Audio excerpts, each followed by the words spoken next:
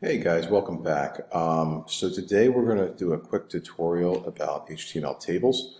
HTML tables consist of three major tags, that being the table tag, the TR tag, and the TD tag. So what we're going to do is we're going to talk about how do we go ahead and get started with a table, okay?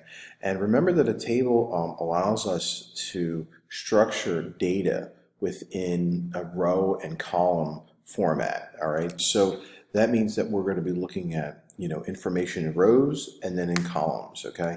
So we'll start off first with the general table tag, okay? We just type in table, okay? And down below, we want to make sure that we're ending our table as well. So we go slash table, all right? Now the next thing that we do after that is we use a tag called TR, okay? And TR stands for table row. All right. Now it's good practice to simply end your tags as you're going. All right. So you don't want to get caught not ending your tags as you move along, making a table. Now, inside the table row, what we have to do is put in what are called TD tags or table data tags. Okay. Now TD tags, they actually contain our data. All right. So we don't put data in between the TR and TD or the table and TR. No, all of our data actually goes into the TD tag. Now, as soon as I put this in, you're going to just see a 1 over here in my CodePen, okay? You're just seeing a 1, and that's because I have one row with one column, and that's it in this table. Now, in order to actually see what's going on in the table, I always recommend putting in border equals 1 for your table. So you can at least see it and you can see the division and how it's getting put together, okay?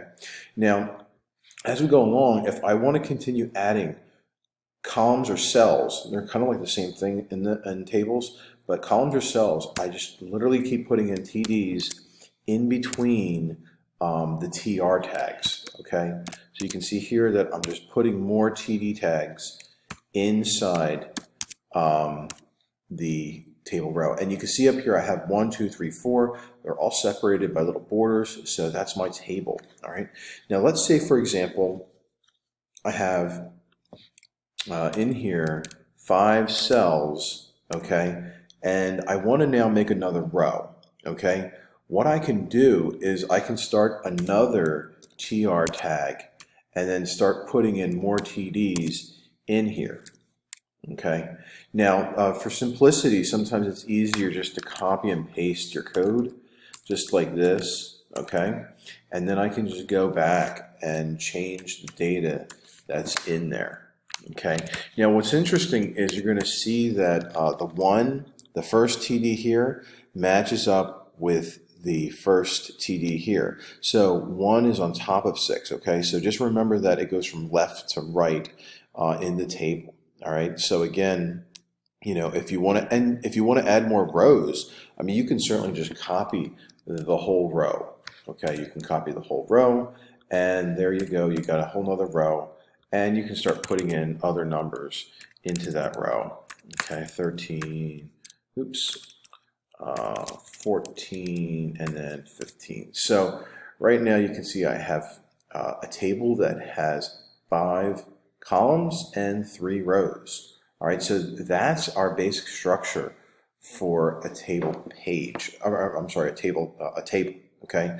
Remember that the data goes inside the 2 TD tags right here, and there's no data in between the TR and TD or the table and the TR. Okay, these 3 tags just simply work as structure. All right, and tables are really kind of easy to use after you get the hang of them. It's just a matter of going in and putting in data in between these TDs, but once they're in, they're in. The other thing too is that when we get into programming like JavaScript or PHP, you can generate tables on the fly because of the structure, because the structure is so easy. So again, it's something to think about as we move along.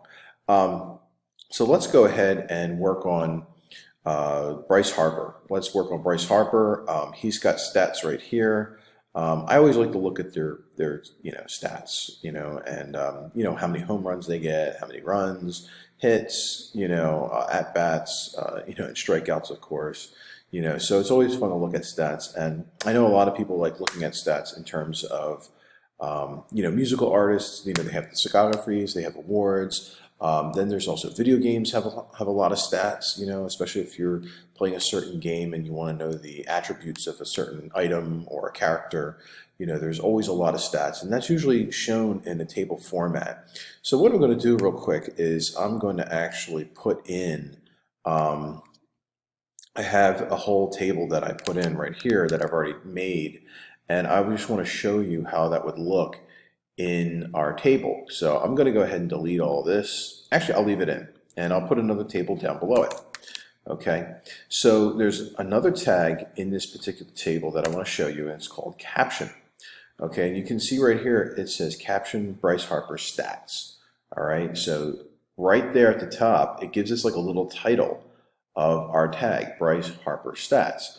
And then down below, you can see my first row is actually all the, kind of like the type of information that I'm going to have for each column. Okay, so you can see at first I have season right there. Season shows up right there, and then I have my at-bats, my runs, my hits, home runs, RBIs, and strikeouts. So, and you can see that information, even though it's going down, it's technically going left to right, okay? And then down on my other rows in my TRs right here, you can see that I have, season is lining up with season, right? Season is lining up with 2021. And then you can see at bats, he has 82, runs 18. So top to bottom really kind of equates to left to right in tables. So just kind of get that orientation right and you'll be fine.